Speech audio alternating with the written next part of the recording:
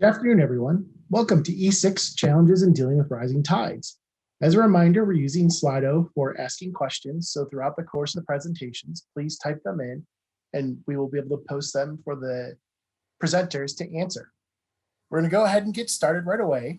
And our first presentation today is High Tide Flooding Thresholds, Real-World Consequences of Scientific Datums. The presentation is Carey Schafer from the National Academies. My name is Carey Schafer, and I am with the Program for Local Adaptation to Climate Effects, Sea Level Rise, or PLACE SLR. To give you all a little bit of background on our program, our mission is to support and enhance sea level rise resilience in the northern Gulf of Mexico. So today I will be discussing high tide flooding thresholds and the real-world consequences of these thresholds. Okay, so the U.S. is seeing increased high tide flooding. This figure from Sweet et al. Demonstrates this trend. We can see that over the last 30 years, high tide flooding has increased 100%. In addition, high tide flooding is only going to increase into the future. So this figure was taken from the Key West tide gauge, and we can see that under both a lower emission scenario, shown here in blue, sorry, blocked by my video a bit, and under a higher emission scenario, we're going to see an increase in high tide flooding days. And high tide flooding has a number of impacts on our communities. So these include road closures, like what we can see in the photo here, damage and wear to infrastructure, critical service interruptions, and reduced storm drain capacity. Now, today my talk is really going to be focused on high tide flooding thresholds and the differences we see between them. So the first threshold I want to introduce is a threshold from the NOAA Weather Forecasting Office. And so this threshold is established by emergency managers and local NOAA WFOs. And this uses data from the NOAA tide gauges. And so currently we have about 75 flood hazard definitions for minor flooding across the country. And so this minor flooding definition is what we refer to as high tide flooding. And the thing that's important here is that these different minor flooding definitions are not meant to be compared between locations. They really reflect these local impacts at each of these different tide gauge stations. So the next threshold I want to talk about was one that was derived by Sweet and colleagues in 2018. So like I said, this is a derived threshold. It uses the NOAA Weather Forecasting Office thresholds in addition to the Great Diurnal Tidal Datum, which is just the height difference between mean higher high water and mean lower low water. And this uses data from the NOAA tide gauges as well. And so the thing that really makes this threshold different from the NOAA WFO thresholds is that it's standardized across the entire United States. And so what it does is it allows for comparison of high tide flooding between locations. And so what we wanted to explore with this work was the differences between these two high tide flooding thresholds. And in order to do this, we decided to look at the Florida Keys. And so for those of you who might not be familiar with the area, these are the Florida Keys down here at the southernmost point of the state. And I don't think it's really a surprise to anyone that this is a region that is already dealing with sea level rise and its associated impacts. So specifically, we focus on high tide flooding from 2019. And when we looked at records from the Key West tide gauge, we can see that according to the NOAA WFO threshold, there were 42 occurrences of high tide flooding in 2019. When we compare this to the Sweet threshold, we see that there are 0 occurrences of high tide flooding. And now this gets really interesting because if we look at media reports from the area in the same year, we can see that they record over 80 days of high tide flooding in nearby Key Largo. And so what this really reflects is this disconnect between our flooding thresholds and the on-the-ground impacts. And so from these photos, you can see that some of the streets in Key Largo were totally inundated, up to 18 inches in some locations. This left residents stranded in their homes and forced to drive through corrosive salt water. And this disconnect between our thresholds and impacts highlights what many municipalities are currently facing and will increasingly face as high tide flooding worsens across our country. So what the Key West case study can really help to highlight is something that I've been calling the Goldilocks scenario. And ultimately what this gets down to is too many warnings or too few warnings based on existing high tide flooding thresholds. So in a situation where we have too few warnings, this means that our thresholds are underestimating our on-the-ground impacts. So this is happening in places like Key West, Florida, where we just discussed, and St. Petersburg, Florida. So St. Pete has one of the highest NOAA WFO thresholds in the country. In the past few decades, there were no observed high tide flooding events according to this threshold. However, you can see in this photo from the Tampa Bay Times, that this street is being inundated. And so what is causing these, too few warnings in these areas? And often this is a result of tide gauge location. And so, tide gauges can be placed in protected harbors or inlets, and this makes their readings highly localized. And so this is why we can have, no recorded high tide flooding in Key West, but, over 80 days of high tide flooding in Key Largo. So on the other side of the coin, we can have a situation where we have way too many warnings. So this is where our thresholds are overestimating the on-the-ground impacts. An example of this can be found in Charleston, South Carolina, where frequent warnings that do not indicate flooding are leaving residents with what is called warning fatigue. And so the cause of too many warnings here is actually the result of a heavy investment in flood prevention infrastructure. And so since that city has made that investment, now their threshold is just kind of outdated and no longer reflects those on-the-ground impacts.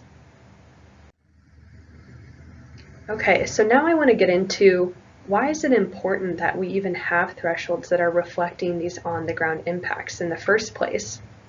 And really it gets down to community planning and communication. And so in terms of community planning, we know that high tide flooding is going to have an impact on our infrastructure, our commerce, and have a variety of societal costs, among other things. And so if we can have accurate forecasts that are informed by these thresholds that reflect on-the-ground impacts, we can have better assessments of infrastructure lifespans, future economic impacts, and societal effects. In addition, having accurate forecasts that are informed by these thresholds is really essential for effective communication and allows us to avoid things like warning fatigue. So luckily, there are a number of ways that we can integrate more accurate high tide flooding impacts into our planning right now. So one way to do this is to develop localized high tide flooding thresholds. So we can do this by creating DIY tide gauges, using social media, and relying on community science. In addition, we should be integrating these localized thresholds into our decision making. So I will be touching on a tool from NOAA called the Quick Flood Assessment Tool. So first I want to get into developing local high tide flooding thresholds. And so this is some work from Hal Needham down here on the Gulf Coast, and really this is a pretty simple and effective way to get some high tide flooding data. So what he's done is that he is able to use these tide gauges by tying them to an elevation datum. So that can be a housing elevation certificate or just an elevation measurement that he takes using an RTK. And then he measures these water levels during a flooding event and is able to create a map of these flooding levels. And from there, we're able to develop that localized threshold. So another way to develop a localized threshold would be by using remarkability. And so this idea came from a paper from Moore and Obradovich from a recent Nature Communications paper. And so really what they did was they looked at the volume of tweets about flooding as a measure for flood occurrence and severity. And so they did this along the east coast of the US. And I will say that there is kind of a caveat that this is probably only relevant for these large population centers. So here in the Gulf where I am, it might not work, where we kind of have these smaller towns and don't necessarily have these large volumes of tweets. But I wanted to highlight two graphs from this paper. So one is from Miami-Dade County and the other is from the Wilmington area. So where I have these red boxes here, this is actually where you see a noticeable impact. So where the volume of tweets increases. And then where the blue line is where the current minor flooding threshold is. So this is where that NOAA WFO threshold is. So we can see that Miami-Dade is an example of where the threshold is underestimating the impacts, whereas Wilmington is an example of a location where the threshold is overestimating those impacts. Okay, and so last but not least, I wanted to talk about community science. And so one way to develop a local high tide flooding threshold would be through the use of something like an app-based tools. And so I'm sure many of you are familiar with the app called Catch the King.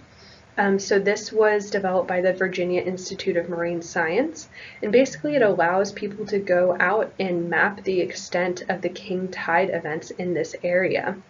So you can see kind of a screenshot from this here on the right. And what I think is really interesting is that if we were to integrate this technology with something like artificial intelligence, we could not only get inundation extent, but we could also get an estimation of depth. So this is from a paper from Golpavar and Wang in 2020. I apologize if I'm mispronouncing names there. But what they did was they showed that they can create a model that uses photos taken by these community scientists, and then they can assess water depth by using reference objects. So these are things like car wheels, bicycles, curbs on the street, human heights, traffic signs, etc. And then, they train the model to recognize that object. And so, if we are to combine these two types of technologies, we have both the extent and the depth of high tide flooding. Okay, so next I want to get into integrating localized thresholds into our planning. And one tool that I found that I really like is the NOAA Quick Flood Assessment tool. And I'm going to walk through this tool and really what goes into it. So here we have the main page. And in order to use this tool, you'll need 3 pieces of information. So one is the closest NOAA tide gauge, which you can select using a map. You'll need to determine your coastal flood threshold, and then a tolerable number of days of high tide flooding. So what can your community tolerate here? And so you can see here that I've entered in my nearest tide gauge. For Biloxi, that's going to be the Dauphin Island tide gauge. And next, what it wants me to do is specify my coastal flooding threshold. And so you can use this slider bar here that I've highlighted on the right to look at different inundation extents and see, what would be a threshold that I think would be appropriate for my community. In addition, if you've already determined your own threshold for your community, you can go to this advanced view here that I've highlighted. And so if you've done some of the work that I specified in the previous slides of developing your own coastal or your own localized threshold, this is where you can go to enter this in. So you enter it into this box here, and what's great is that you can define it in terms of mean high or high water, NABD 88, and also in terms of feet or meters. And so once we specify that high tide flooding threshold, we can then enter in the tolerable number of high tide flooding days. And what's great is that they provide some guidance on this. So they tell us what our area is already experiencing. And if you're not sure where to go from there, they say, start by entering 24 days. This is an average of 2 times per month. And if you're not comfortable with this, you can always come back and change these numbers. And that is where we enter in our number of days right here. Okay, and so this is what we end up with at the end here. We have our quick flood assessment report for Biloxi, which is where I am here. So what we're able to do is we're able to print our report, we're able to download it, and if you were to scroll down here, you would see this entire report complete with graphs and a lot of information. Okay, so to quickly summarize what I've gone over today, what we're seeing is that our current high tide flooding thresholds often do not reflect our on-the-ground impacts. And it's important for these thresholds to reflect impacts for a number of reasons, including planning, budgeting, and communication to the public. Luckily, there are ways that we can better integrate high tide flooding into our planning. So this is through the development of our localized flooding thresholds, and then integrating those local flooding thresholds into our planning decisions.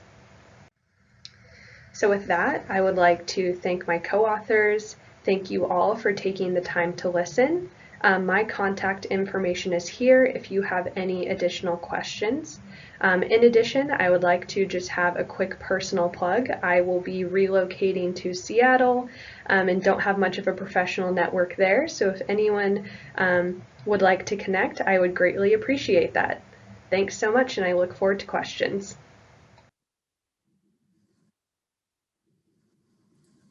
Thank you, Carey. That was a great presentation. So we're joined after the presentation by both Carey Schafer and Renee Collini, who was one of the participants in the project itself. As a reminder to the attendees, please enter your questions in the Slido and post them, and then we'll be able to ask some of our speakers. So right now we've got one question. It's, have you found that for communities relying on the same gauge, some did have high tide frequency, but others didn't? In other words, would high tide flooding be contingent on the local conveyance system and not necessarily only related to a gauge elevation? Yeah, I think that's a great question.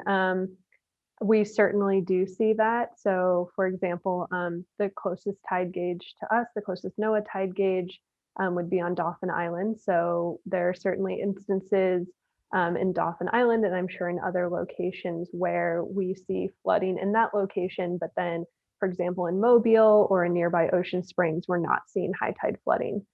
So I think we can see that high tide flooding is a very localized phenomenon a lot of times, and it has to do with a lot of factors, whether that is the tide gauge itself or some of those flooding measures that cities have implemented. And so I think we can also see that in the case study that we presented for Key West as well, where the tide gauge is there in Key West, and you see a lot of that high tide flooding actually occurring in Key Largo. So there might be some of that high tide flooding occurring in Key West, but it could be just because of the elevation of the island, or some of those conveyance systems, that it's not as extreme there on the island versus in Key Largo. I'm not sure if there's anything you want to add to that, Renee. All right. So another question that's come in is, have you considered normalizing annual mean high water for tidal epochs to then calculate the relative local rate of sea level rise at gauges between different epochs? So that is not something that I've considered. Renee, I see you smiling, so I feel like you want to jump in on that. I don't necessarily, we don't calculate the rate of sea level rise directly ourselves either. We do rely on the relative sea level rise provided by those NOAA tide gauges. And they look at that over the entire period of record. Sometimes you look at shorter periods of record, but we aren't necessarily looking at how much seas have risen ourselves in terms of calculating that. We rely on the experts at NOAA to help us provide that information, and then we contextualize it and help people make decisions with the information provided to us. There's been a comment too. Agree that too frequent warnings are a problem, but new flood defense systems can support quick assessments of value by retaining the old warning relative to no damages in support of loss avoidance studies. Yeah. Do you want to talk on that one? Yeah, definitely. I think that's a really good point to be made. I think something that we struggle with a lot of the times in this type of work is how do you show something when it's an avoided cost or something, an avoided damage or something like that. So I do think that's a good point, that kind of retaining these thresholds shows that they're doing their job in avoiding some of those damages and flooding. But I think it is about kind of balancing that, where if your population is getting to the point where they're being warned too often, then they're kind of getting to the point where they're not taking those warnings seriously anymore. So I think there does need to be some balance that's reached with that. We had another comment from as a longtime coastal resident, planner, engineer, and new CFM. Part of the problem is new roads less than 30 years old that were constructed below mean high tide, and new residents not realizing why their property was so inexpensive. I think that goes back to your idea of Goldilocks. Yeah. We have a question from kind of the horse's mouth. We have Doug Marcy from NOAA asking, our communities generally suggestions on what NOAA should do to rectify potential confusion between National Weather Service and National Ocean Service thresholds. Oh man. Well, hi, Doug. First of all, Doug was the one who informed us of learning fatigue that's going on in Charleston, so we thank him for that. I think a lot of this is around the messaging, and that's where kind of extension professionals like what Renee and I do come in handy. Renee, do you have any thoughts on kind of the best way to message this in terms of clarifying for the communities that we're working with? I think in terms of messaging, it's going to be activity specific. What are you trying to accomplish? And then helping the decision makers or the planners or whoever it is you're working with understand which threshold might be most appropriate. As Carey talked about, some of that short-term stuff in the next 5 to 10 years, those NOS thresholds may not be as demonstrative of impacts and things we're planning for. But if we're looking out for those longer-term plans, that's when it might be a good time to use the NOS thresholds. And so helping to contextualize when each one might be appropriate. And as Carey discussed, maybe for neighborhoods, the best thing to do is add a third threshold that talks specifically about impacts right now. I think we're going to try and explore just how easy or hard that kind of conversation is, but we want to do that with the National Weather Service. So I think there's some options, but I think understanding and helping to message that the right threshold depends on what it is you're trying to accomplish. And that it doesn't mean one is wrong or right. It just means that one might be better for one situation or another. Another question is, are communities generally aware of tide gauges? In my community, many planners do not know about them. I think that's an interesting question. I mean, Renee, you have more experience working in communities. I would say the people who we work with generally have an awareness of them, but I'm not sure if that's accurate across the board. Yeah, I would agree. I think that it also depends on the economy driver of that particular town. So if it's a fishing town or someone that's spending a lot of time on the water, a lot of the residents and therefore the elected officials know about that tide gauge. But yeah, I think there's definitely probably different scales. There was another comment that's been put in there, and I think this kind of relates, Carey, to what you were talking about with where gauges are located and their potential influences and the decisions. But it's for an island tide, it will differ from leeward to windward on the island. I think that's true of any of the barrier systems we have. Mm-hmm. Do you know from the National Weather Service ones, do they have varying from like the windward to leeward side for minor flooding? Not that I'm aware of, but to be honest, I'm not 100% sure. there's a question in here for Renee. Keying into your presentation from yesterday, how would uncertainty potentially factor into warning thresholds? Comes down to your use. So like I was talking about yesterday, the specific scenario, sea level rise scenario you might want to plan for depends on your risk tolerance in that specific project that you're trying to build or enhance or change. Along those same lines, I think that if you're looking out into the future and you're looking at thresholds, then you need to be combining all these pieces together. And that's where working with extension professionals can help. But you want to think about your risk tolerance first, identify the scenario you want to plan to help deal with the uncertainty and your own risk tolerance. And then you would look at the appropriate threshold. Is it long-term out? Do you need to use the NOS thresholds? Is it in the next 5 or 10 years?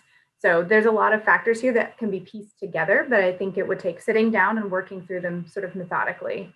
And again, if you've got Sea Grant near you or other types of extension and outreach groups, like the Office for Coastal Management, like Doug or any of those groups, there's someone there who could probably help step you through that the first few times. Doug did say, right, thanks. And he's pointed out that it's warning versus tracking changes. So I think you hit that answer correctly. There's also been another comment. Changes in tidal prisms will impact the high-low tidal offset from a gauge to a local point for navigational purposes. This is particularly true of estuarine locations due to new tidal trapping. As a moderator, I have a prerogative as well. So one, I've loved the Goldilocks, and that was great. That was one of the ones that I found interesting. I saw mess yesterday, and now it's Goldilocks today. So you also taught me about the Catch a King app. I would have figured it was Burger King and not something related to king tides. I'm familiar with the My Coast and just the King Tide Project, which is one of the other websites that I've been kind of following for years. Is there a way to kind of consolidate all this information together so it can be shared out there? I mean, I think that ideally would be the goal. I think one thing that Renee and I are always talking about is like, don't go and build another tool, right? Leverage the existing platforms that we have. So that's not necessarily something that we are working to do, but I do think if someone is looking to, track this information or log high tide flooding or something, it would be worthwhile to understand how they could integrate into an existing platform rather than, build out their, a new tool or something like that. Because I think what we find with people on the ground is that they're often kind of inundated with the number of tools out there. And so if you can integrate into something that's kind of already well known, not only by practitioners, but also by stakeholders, that's kind of a great way to go. And then probably enough time for one last question. And this is, again, for me, it's, so what are you thinking about this line of thought? Like, where do you plan to take this next?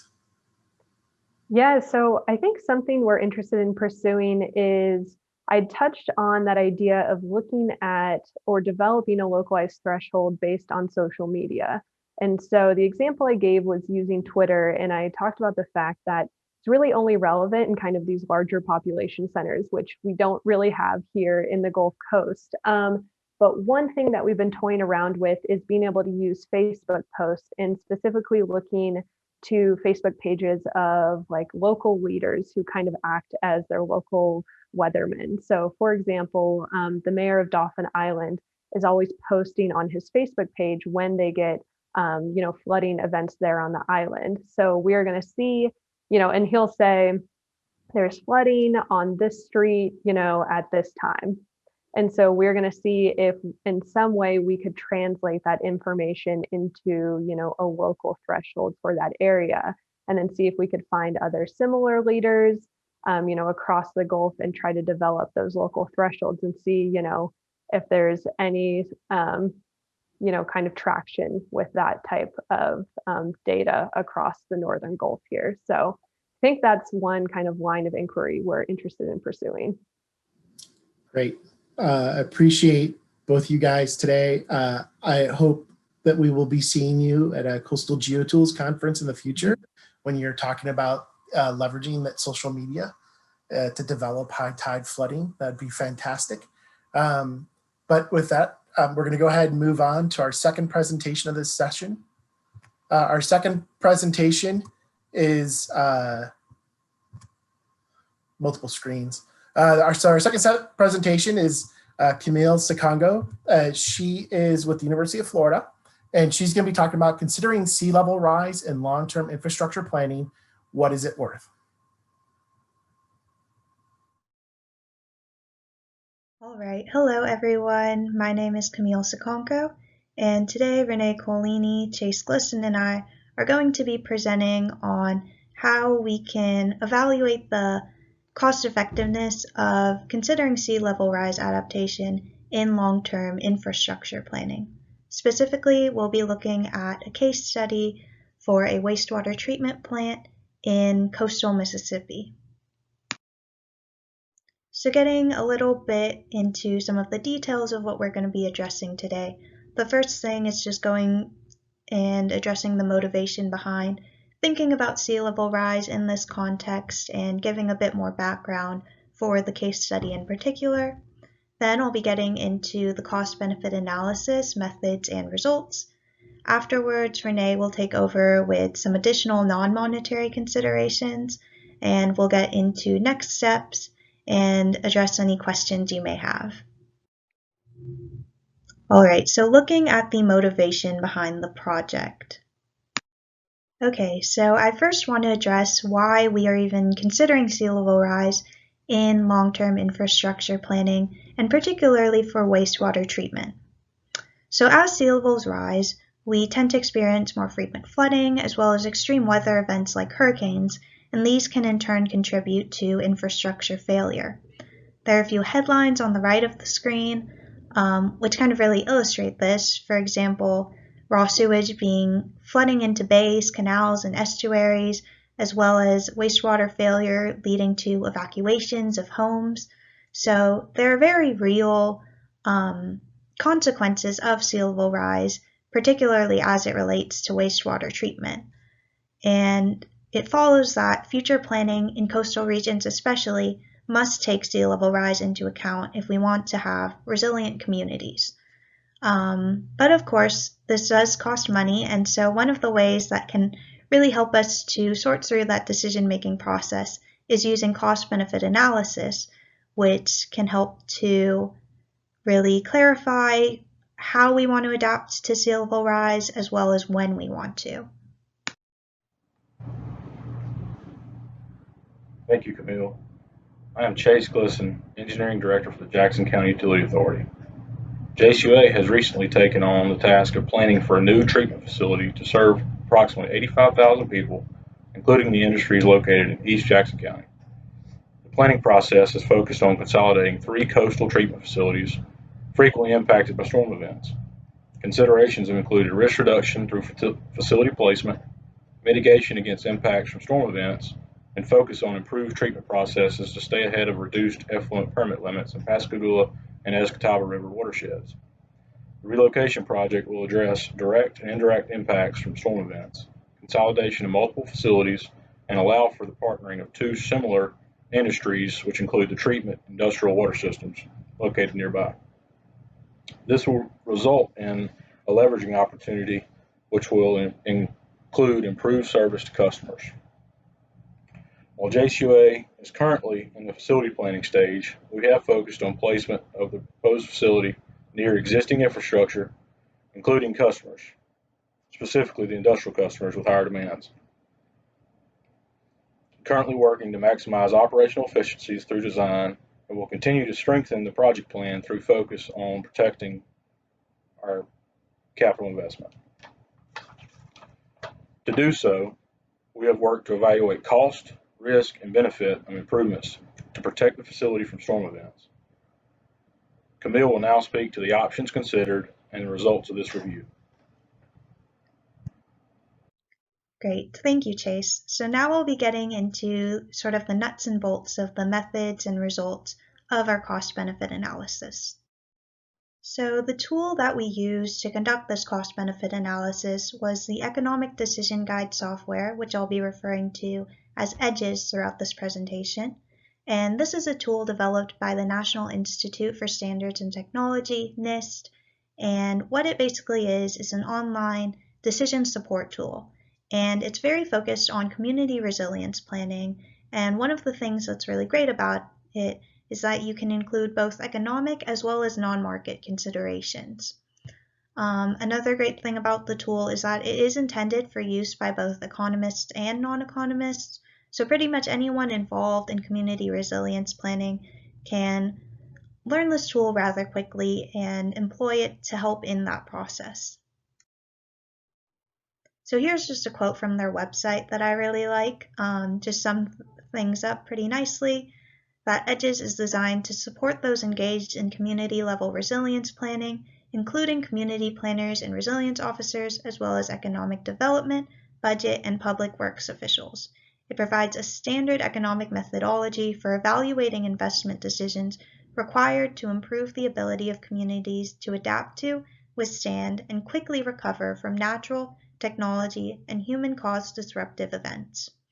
So as you see, it's really trying to meet the needs of a lot of different groups of people who are involved in planning and provide a sort of roadmap for conducting cost-benefit analyses.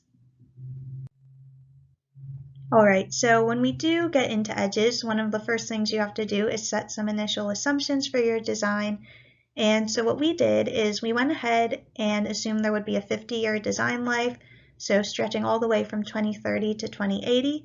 And this is based on the intentions of Jackson County Utility Authority. Next, we assumed that we wanted to protect for up to a 0.2% annual chance flood event.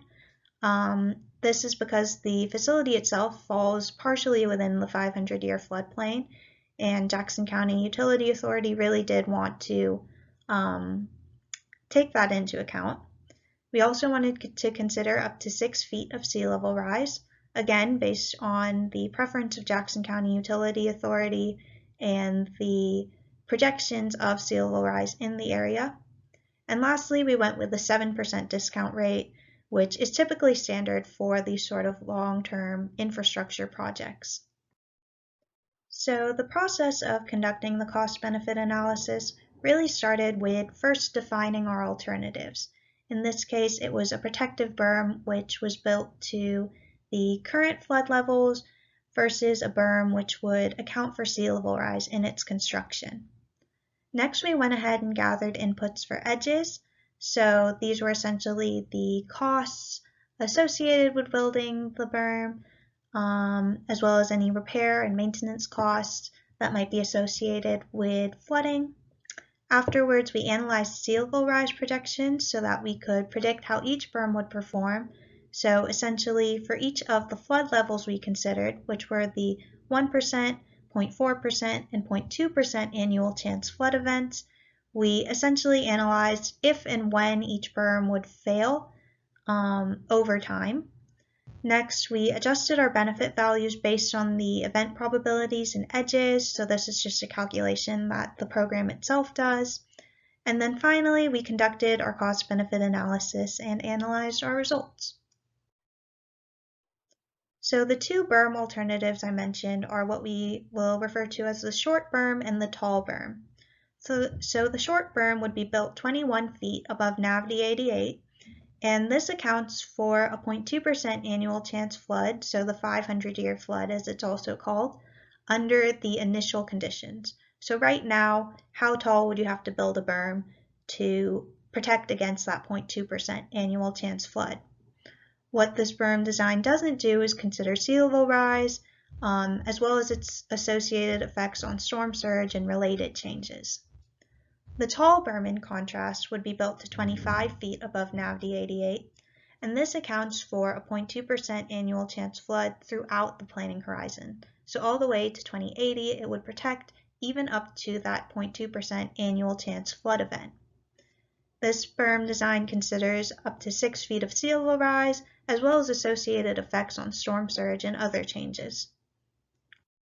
All right, so to come up with our actual cost estimates for the berms, we did have to make a few design assumptions, and Keep in mind these are preliminary assumptions given that the facility is really in the early stages of planning, but this is what we went with, largely based on correspondence with JCUA as well as the draft interim project definition which they put out for this project. So along the north, south, and east sides, we went with a 4-to-1 or 5-to-1 slope just to provide enough stability. Along the west side, it would be much wider and have a minimum slope, and this is basically just to facilitate access by large vehicles because the west side is along the major road where the facility would be accessed from. As far as materials go, we assumed that the berms would be made out of low plasticity clay with 6 inches of topsoil and a grass cover. And then all the way around, we basically have a 1760-foot by 2250-foot perimeter for the facility. So getting into the construction and maintenance costs, these are basically based on estimates provided by Jackson County Utility Authority, particularly Chase Glisson. And so we basically come out with a construction subtotal of around $4.7 million for the short berm and around $9 million for the tall berm, with operations and maintenance being around the same for the two, so around $29,000 for both of these. We do want to acknowledge that we attempted to contact local contractors for more accurate construction costs, but were unable to get estimates. So these are potentially higher than the cost would actually be if these berms were constructed. Next, we went ahead and estimated the cost of flooding, particularly focusing on impacts to Jackson County Utility Authority. So we defined a catastrophic flood as leading to 10 days of service interruption and based our estimates on those provided by Chase. And so what we considered for this were structural damage, which was based on damage costs to the Pascagoula Moss Point facility during Hurricane Katrina, as well as loss of service, industrial-related revenue losses. So this facility is expected to provide reuse water to local industries. So a failure to provide service would be a failure to provide that water, as well as any response and recovery costs. So things like going back in there and repairing any damage. In total, this came out to around $26 million. We also estimated costs of flooding that were felt by the broader community as a result of failure at the facility. So the first thing was looking at local economic losses. So these are basically losses felt by the community itself. And we based this number on Chevron's 2019 Economic Impact Summary, given that Chevron is essentially the biggest chunk of where that industrial reuse water goes to, and assuming that if they aren't able to get that reuse water, then they aren't able to function, and therefore those direct local impacts aren't felt. Again, similarly, we looked at losses in Chevron's production as basically a stand-in for losses to industry, and lastly, we looked at loss of city revenue. In total, this came out to around $41 million in costs felt by the community in the case of catastrophic flooding. Next, we are looking at berm performance over time. So this is comparing how each of those berms are going to perform in the case of a catastrophic flood. So as I mentioned, the tall berm is built to withstand up to the 0.2% annual chance flood event throughout the planning horizon. So all the way to 2080, it's standing up, it's protecting the facility.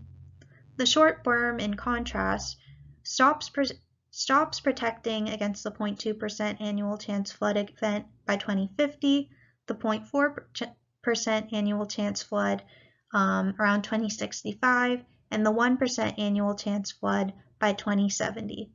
So that short berm is not protecting against all of these flood damages throughout the planning horizon, whereas the tall berm is. So now let's go ahead and get into the results.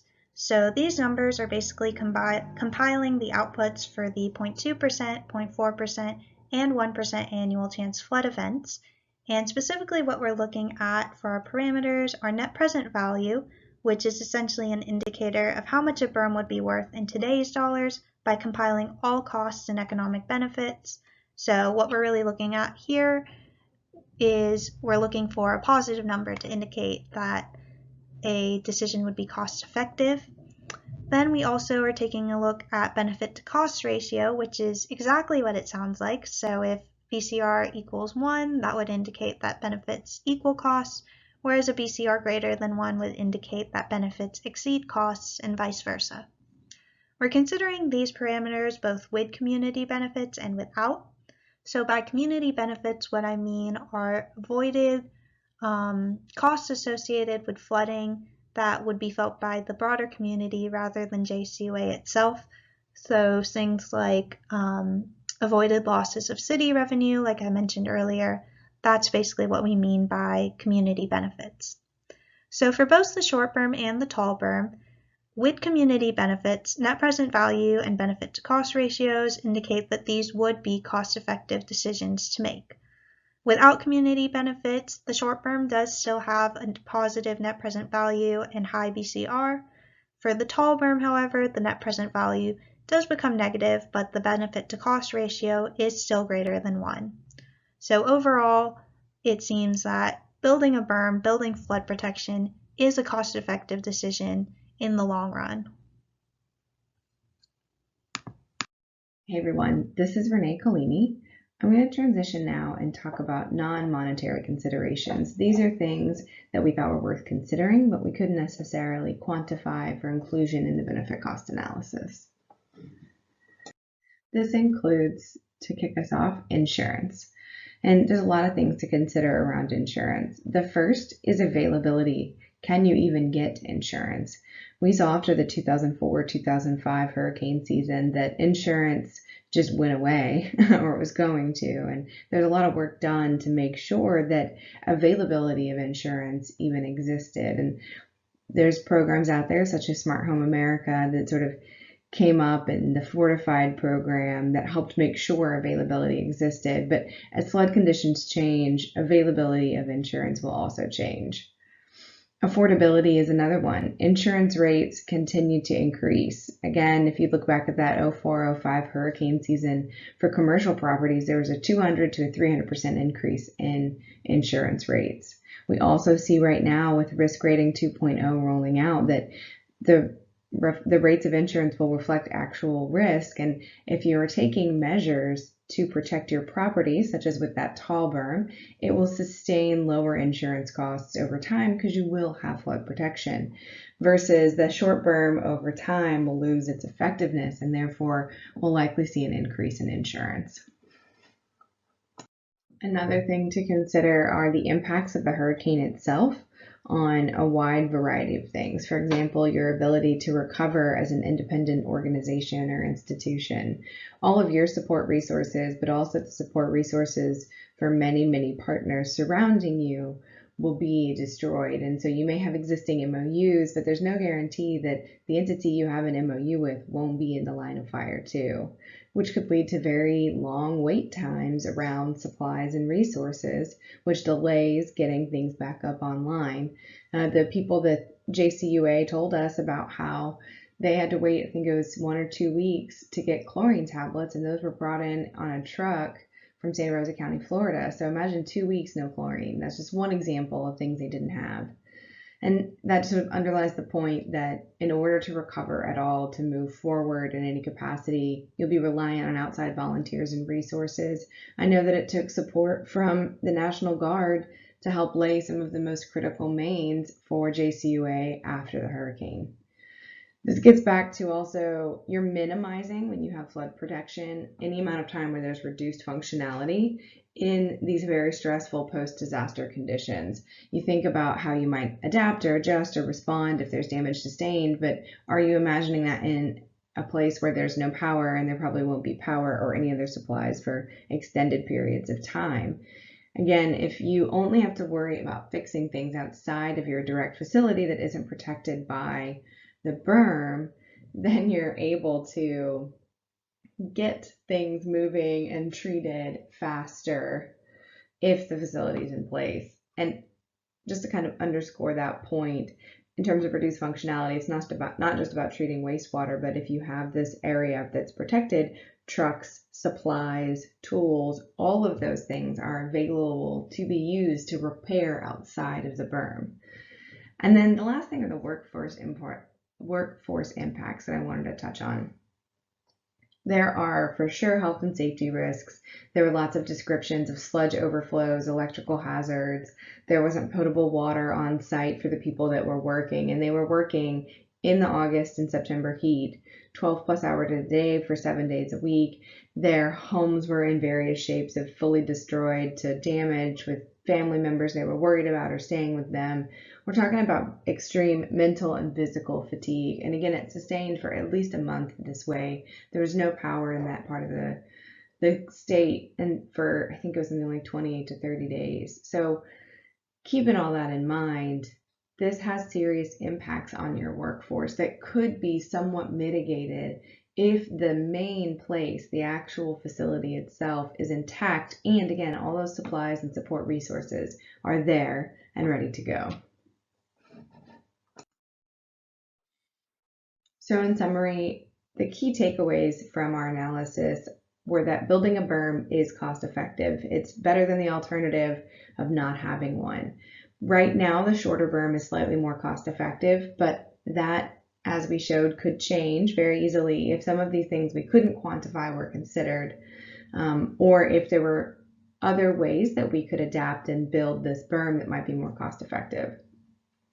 And it's important to keep in mind the tall berm does provide protection to that 0.2% annual chance flood event throughout the entire design life, and that flood protection benefits for the shorter berm start to terminate before the end of the design life, in some cases much sooner. And non-financial and non-quantified factors like those workforce impacts and the availability of insurance and the cost of insurance should also be considered. Thank you, Renee. As storm frequencies continue to change and current pricing materials are quite unknown, the CBA will continue to be used through the design process to assist with value engineering decision making as necessary. JCUA intends to update the CBA when bid prices are received to allow for reflection on design decisions made to measure final benefit. And lastly, through many of the tools used through this exercise, JCUA recognizes the full impact that tidal, surge, and sea level rise can have in the facility planning vulnerability assessment. So thank you all for listening, and we'd be happy to take any questions you may have. Great. That was an excellent presentation. Thank you to Camille, Renee, and Chase. A reminder to everyone attending, please feel free to enter questions into the chat bar on the right, and we'll ask them over. I think probably these questions start off for Chase. What's the link to industrial wastewater treatment plants? Do they discharge into your treatment plant? Yes, the industrial water facility is actually a industrial water use. It's not a treatment facility from a wastewater sense. So they draw water off of the Pascagoula River and use that for processed water before it's ultimately used in their process. So in a sense, the wastewater would offset that draw from the river.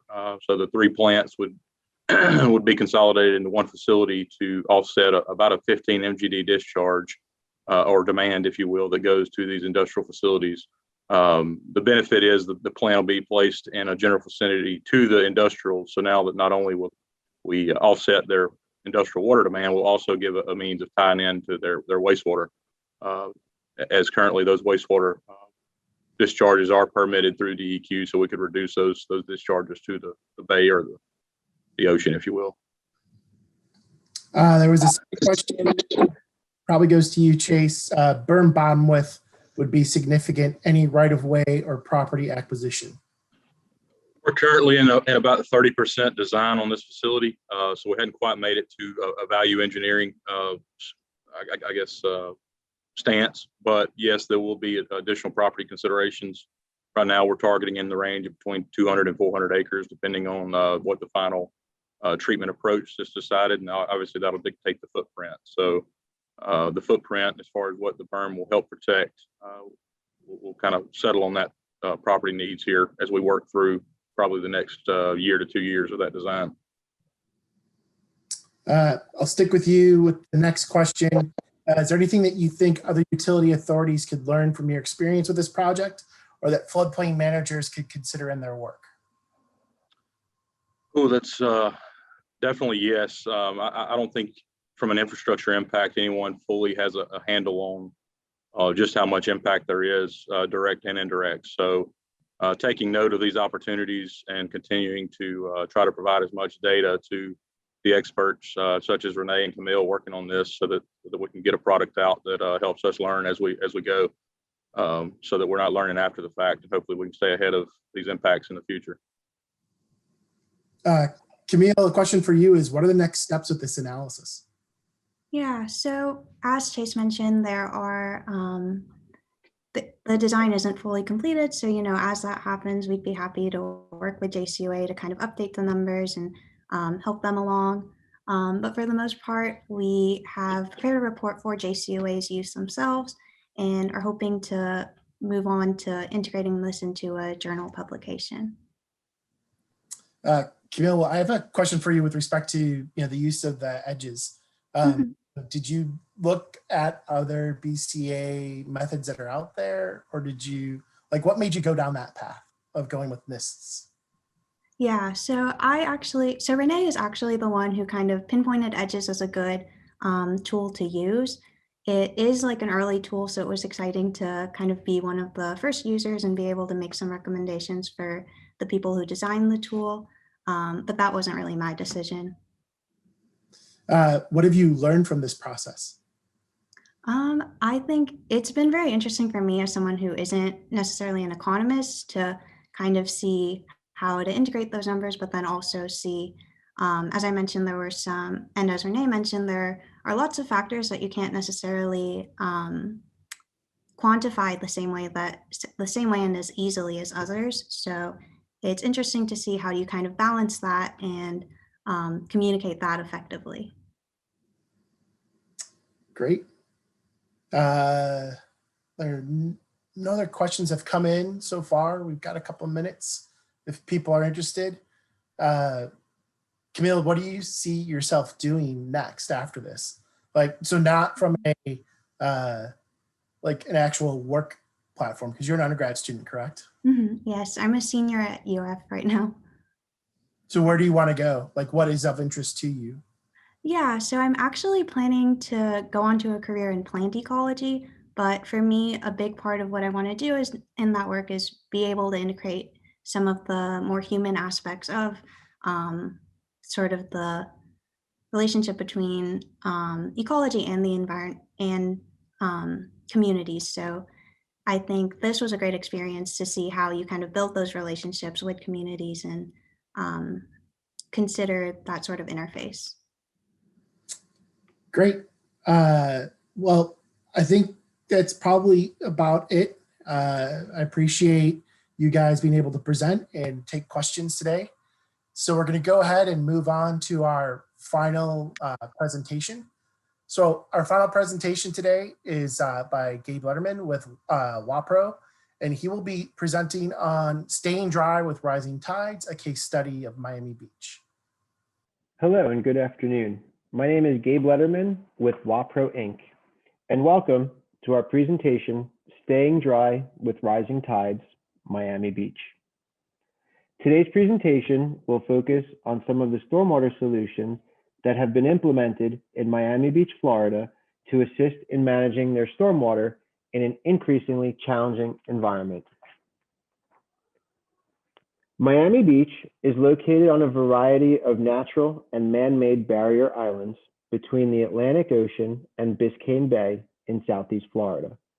It has a total land area of approximately 18 square miles and is home to approximately 91,000 people. It is connected to the neighboring city of Miami by a series of long bridges. As you can see in this graphic, The highest point of Miami Beach is actually the beach, and that is only 11.4 feet above mean sea level. Parts of the western side of South Beach are at virtually level with normal high tide, with the entire city averaging only 4.2 feet above mean sea level. With forecast sea level rises of up to 3 feet over the next 20 to 30 years, stormwater management is one of the greatest challenges Southeast Florida faces in the coming years. Where did it all start? The Central and Southern Florida Project for Flood Control and Other Purposes, the C&SF project, was authorized by Congress in 1948 at the request of the state of Florida. The primary objectives of the project were flood control, water supply, prevention of saltwater intrusion, and environmental preservation. The water management system consists of canals, levees, gated spillways, pumping stations, and surface water impoundments, all of which were constructed by the U.S. Army Corps of Engineers between 1950 and 1970. These works are the basis of the current stormwater system.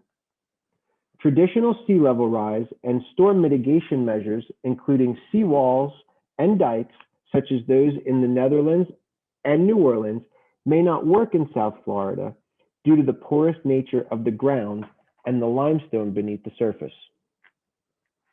The city of Miami, as well as the southern region of Florida, implemented a three-tiered system. The three-tiered system consisted of a primary canal system, which is managed at a regional level by the state of Florida, with federal interest in the system being managed by the U.S. Army Corps of Engineers. The secondary system is managed by local governments, such as cities, counties, or special taxing districts.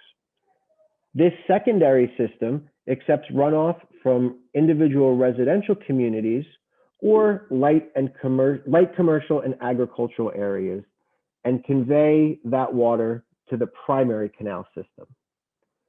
The smallest system, which is a system of drainage ditches, swales, storm sewers, and water detention ponds, are owned and maintained by private landowners, homeowners associations, or other similar entities. These community-based systems not only retain water to avoid serious flooding, but they also provide a source of groundwater recharge and support supplemental irrigation during dry periods of the year. During wet periods, the stormwater system discharges high volumes of rainfall runoff through the canal network to minimize potential flood impact to both developed and natural areas. Conversely, the system retains water during dry periods to make it available for man-made and natural system supplemental water needs. Water levels in the regional system of canals and the water conservation areas are maintained to recharge the underground freshwater aquifers. All levels of the system have a part to play in these functions. Here you can see just a quick picture of the Southeast Florida metropolitan canals. Here you go in Broward County, Palm Beach County, and Miami-Dade County. These controls were needed as South Florida developed at a rapid pace after the Second World War. Many of the new residents, as well as many of the tourists, were ex-servicemen that had been through some of the numerous training camps in the area during World War II. The canals were used at that time for a means of transportation for people as well as produce. Even today, the canals are still used for similar purposes, although you can see from this photo that the surroundings of those canals has significantly changed. As most of Florida was planned during the 1940s and 1950s, the planners aimed to reclaim a vast submerged land to cope with the expected rise in residents and tourism during the post-war era. Research and investment on stormwater management gained traction in the United States. After the 1972 enactment of the Federal Water Act, 5 regional water management districts were initiated, which had authority to regulate stormwater management systems for new development.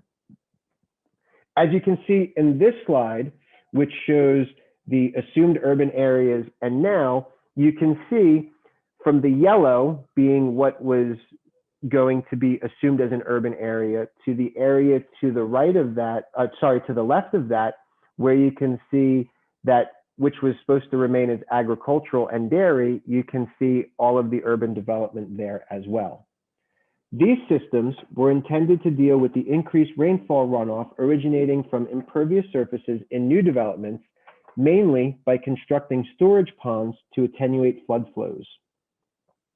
The control of discharge water quality, known as allowable discharge, is accomplished by calculations that determine the size of lakes and ponds needed for a water control structure that meters the water flow volume to a determined particulate range of water levels in the water management system. To estimate runoff capacity, the single event approach is commonly used in the United States. A storm event of specified return interval and duration, 24-hour or 48-hour durations, are commonly used to calculate stormwater quantity and quality in management operations. With rising sea levels, due to the change in global climate, South Florida will become more susceptible to a wide variety of negative effects. Sea level has risen about 8 inches in the last 100 years. As a result, the water management system has become undersized. On top of all of this, Miami Beach must contend with a fairly new phenomenon that has come to be known locally as sunny day flooding. Here you can see which Alton Road and the neighboring streets underwater even when no rain has fallen. This is a consequence of Southeast Florida's geology. Unlike, say, the island of Manhattan, whose bedrock is composed of hard, relatively impermeable marble, granite, and schist, Miami Beach and its neighboring towns sit upon a foundation of porous limestone. When the tides are at or nearing their seasonal highs, the highest, which occur in March and October, known as king tides, seawater surges inward from the bay and the ocean, bubbling up through the limestone and infiltrating the stormwater sewer system. The very drains and gutters built to channel water off the streets function in reverse, becoming the conduits through which water gushes onto the streets. There have been several attempts to map out the vulnerability of the coastal areas using downscaled climate models with historical data to evaluate the extent to which climate may damage or harm a system. Mapping of these vulnerabilities helps determine which areas are most susceptible to flooding. Providing visuals or stakeholder engagement and assessing next steps to reduce current and future risk. In the city of Miami Beach, a comprehensive stormwater management plan has been put in place in order to evaluate and update its stormwater management practices and infrastructure. The plan is based on comprehensive collection of rain data and tidal data from gauges in pre-existing monitoring wells. The SWMP is a long-term planning document that provides guidance for the upgrades to the city's stormwater infrastructure performance improvements over the next 50 years. The plan takes into consideration sea level rise, as well as how infrastructure is designed to handle water from storms and tidal waters that enter the system when the tides are higher than the outfalls. With flooding growing from occasional annoyance to economic concern, in 2012, the city crafted a blueprint for overhauling its antiquated stormwater system that mainly relied on gravity to drain water to the bay. That plan included the installation of approximately 60 pumps, as well as check valves to move stormwater to the sea or the bay and keep it there. The cost of $50 million for these systems may appear high. However, when you consider that there is an estimated $400 billion worth of infrastructure and environment built on top that requires protection, it could be seen as a good investment. In this picture here, you can see at the time Miami Beach Mayor Philip Levine addressing officials and members of the media as workers were preparing to install a new pump as part of a stormwater pump station. These new pump stations will collect floodwaters, screen out large debris like plastic bottles, and pump it back out to the Biscayne Bay through one-way valves that will keep the rising Biscayne Bay waters from flooding drainage pipes. The plan also calls for raising seawalls, most of which are on private property, and raising some roads. The first new pumps were installed in 2014 and early 2015 in some of the city's worst hotspots, and they have kept roads dry through the first round of fall tides. Here you can see a graphic of how the pump station is configured with a detention box that will collect stormwater and do some pre-filtering before it's discharged to the pump station. And then once it gets to the pump station, it will be pumped through the valve box and then into a vortex separator that will separate any remaining solids. And then the water is pushed out to the closest body of water here, in this case, the Biscayne Bay. And then check valves at the end of those pipes will prevent any other water from backing up into the pump station. An energy dissipator seen here at 14th Street and West Avenue in Miami Beach is the last part of the water removal process. Water moves from street level into the bay, having gone through the pump station, which is underground. These new systems will help move the excess water back into the sea. However, there is one other issue that did need to be considered. That issue relates directly to the Biscayne Aquifer. Recent groundwater studies by the U.S. Geological Survey have revealed some interesting results specific to the response of the Biscayne Aquifer in Miami-Dade County associated with sea level rise. The increase in groundwater levels associated with a rising sea level will be greater along the coastal fringe than it will in inland areas. The Biscayne Aquifer underlies Miami Beach to a depth of approximately 200 feet or more, according to the USGS.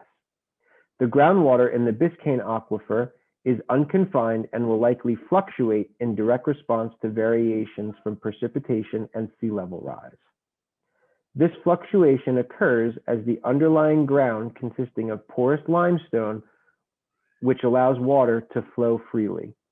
Here in this graphic, you can see the yellow portion highlighted in the southeastern part of Miami from just north of Boca Raton all the way down, encompassing the entire southern portion of mainland Florida, is where the Biscayne Aquifer lies. In an effort to increase runoff capacity of stormwater, vertical wells have been installed in several locations throughout not only Miami Beach, but all of southern Florida. These vertical wells were meant to discharge stormwater into the groundwater table. However, rising seawater levels have increased pressure from seawater, which causes groundwater to elevate, so much so that the groundwater will actually surcharge into the street through the manholes. The photo here shows that happening. To mitigate the flooding effects of that, Miami Beach installed check valves in the vertical wells at some locations. These check valves installed vertically allow for stormwater to pass through the valve and recharge groundwater, while at the same time preventing that groundwater from percolating up through the manhole.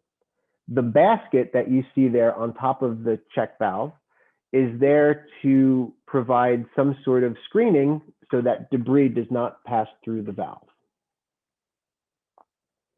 To further mitigate the effects of flooding, rain gardens have also been implemented in some locations.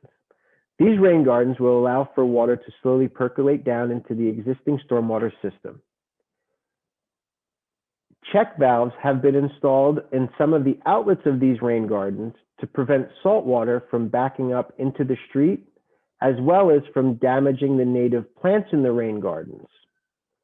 It will also prevent any groundwater from backing up into the streets as well. So far, during 2014 and 2015, check valves have been installed into several vertical wells and about 400 normal outfall pipes throughout the city of Miami Beach's stormwater system. To date, several hundred more valves have been installed throughout the city of Miami. The pulsating flow of the membrane in the valve allows for sediment and debris to pass through, making clogging and costly maintenance virtually non-existent. Since the installations in Miami Beach, other coastal communities such as Delray Beach, Boynton Beach, Fort Lauderdale, and Hollywood, Florida, have expressed or have installed interest in these check valves. There is no other easy solution to these issues. With rising sea levels, increasing groundwater levels, and climate change causing rare storm events, flooding is now a common event. The inevitability and the massive scale of the problem will demand for action, both short-term and long-term. One solution can be the installation of pumping stations which lift water and discharge it into the sea or the bay in this case. That pump station will work in the case of both high tide and rainfall events. Another solution is the installation of check valves. These valves ensure that the system is not inundated with seawater or groundwater that is infiltrated into the system. These check valves will create a larger retention capacity in the existing network and keep it ready for stormwater storage when required. Both solutions increase the capacity of the stormwater management system. Increasing storage capacity, elevation of infrastructure, installation of seawalls are all other potential solutions.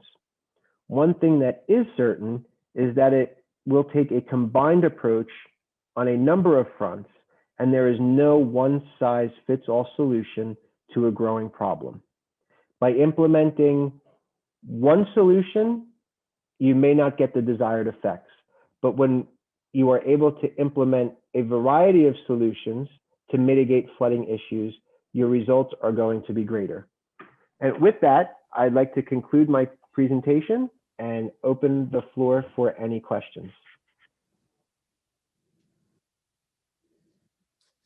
Thanks, Gabe, for that excellent presentation. And so we're now joined here by Gabe to answer any questions you may have. A reminder, please use the chat function from Slido and enter in any questions you may have.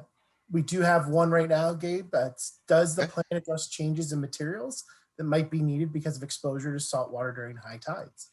Yes, the plan did call for some locations to upgrade some of the outfall pipes, as well as a lot of the pipes were relined, and then a lot of the new infrastructure that was put in was suitable for the exposure to the salt water. Absolutely. Another question that's come in is, although often viewed as extreme, is retreat even being considered?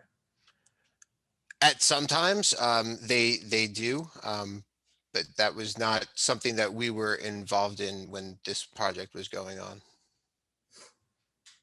A reminder, please ask questions in the chat function.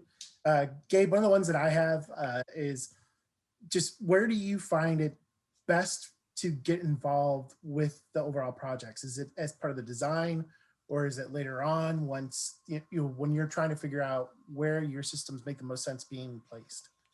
Usually we get involved with the engineering firm at the time of the design.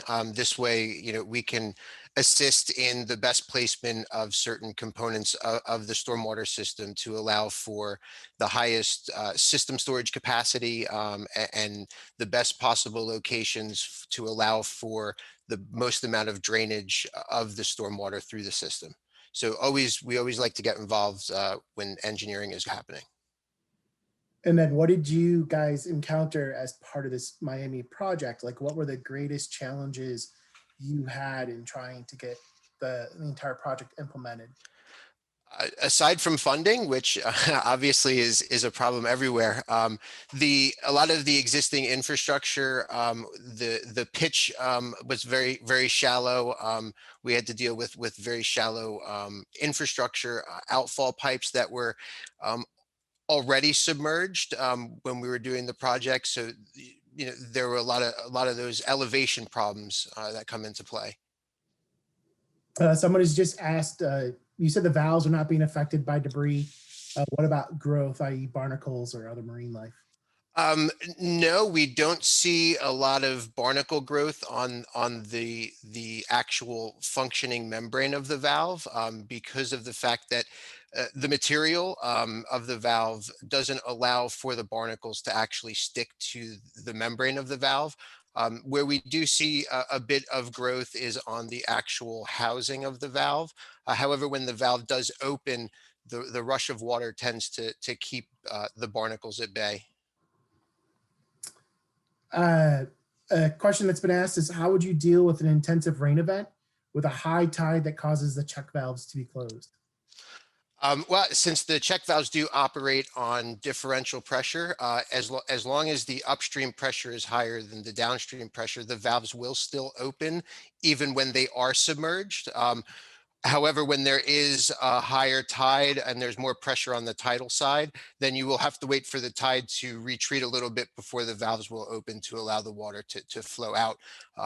However, in that case, you are looking at rainwater, fresh water on the street rather than saltwater inundation on the roads. There's another one in here. Are you aware of any pump stations built specifically to address flooding from storm drainage system? Any examples? Specifically, yes. Recently, I was in Salem County, New Jersey, where they have pump stations along the Delaware River, and those pump stations mainly solely deal with high tide flooding associated in the area from the Delaware. So yeah, definitely a lot of applications where we do see pump stations specifically for stormwater. There was another question here of, are assessments on mitigated areas being used for project cost in the O&M?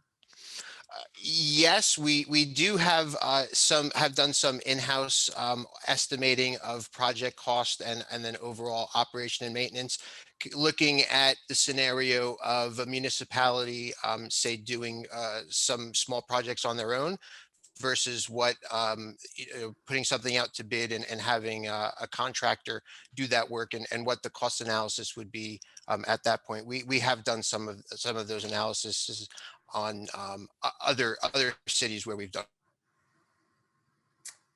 Those are all the questions we have right now. We still have some more time if people are interested in asking. One other question I kind of have is, I'm always been interested by those the energy reduction systems, you know, the energy dissipations that you can put in line. I've looked and talked to people about putting those in, you know, kind of at the end of storm systems. Did you use those at all in the Miami project? I think you only talked about check valves. They did. There were a couple of locations that they did use some of those energy dissipators. We were not involved in that side of that project, but yes, they did use some of those in that project. Another question's come in.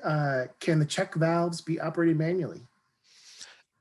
They can be operated manually in the sense that should you want to go to the actual valve and by hand open the valve and release it, yes, it can be opened manually. They are meant to work autonomously, however, based on pressure. But yes, and the opening the valve manually would be part of our recommended maintenance, just to open and close it, just to make sure that everything's functioning well. I'll also let you know that someone has posted, and it's a kudos to you. It's your products are genius. Well, thank you very much. Well, I think that's, we got another one. Oh, so it's just a clarification on the assessments, and I meant tax assessments. So a particular area that benefits also pays for the project, or at least the O&M. Sorry, can you repeat that? So there was a clarification on the earlier comment, the one about our assessments on mitigated areas being used for the cost of the project and the O&M, and that reference to, are they using the tax assessments so that the particular area that's benefiting from the project pays for the project, or at least the operational and maintenance plans? Yes, what they've done is a lot of the communities in Florida have implemented some stormwater fees, so they do collect a portion of their taxes that do go specifically to these stormwater projects. So maybe not directly answering the question, but to kind of sum it up in terms of how a portion of the projects were funded. Great, thank you for that clarification. And with that, I think we're going to go ahead and let everyone get some time back. Normally, we'd be the last thing before you. And one more question. How much pressure differential does it take for the check valve to open? It depends on the diameter of the valve. So we say anywhere between 1/4 to 1/2 of the pipe diameter, or the diameter of the valve. However, we do offer different durometer membranes, so we can have either a lower opening pressure or a higher opening pressure depending on elevations and pressures. That's why, like I said earlier, we always like to work with the engineers in the design process, so we can always make sure that we have the right valve specified for the application. Another question, you mentioned biofouling and debris clogging was not an issue. Was an increased inspection schedule needed early in the project to monitor the valves? There was a maintenance schedule set in place that was above and beyond what our recommended maintenance schedule was. The reason for that was because due to all the construction that was going on, there was a lot of silt and a lot of debris. So they increased the frequency of the maintenance. But then after the project was completed 100%, no, there was no increase in the operation and maintenance in terms of inspections, which is every 6 months is what we recommend. And then have the valves been tested by any third-party testing organizations? Yes, we have done extensive head loss testing at Utah State University at their water research laboratory. So we do have head loss testing data available freely. And our facility, manufacturing facility, is ISO certified, and we do have CE certification, as our products are manufactured in Europe and Sweden. So those would then turn over to, I guess, whatever certifications they would correlate to here in the States. Great.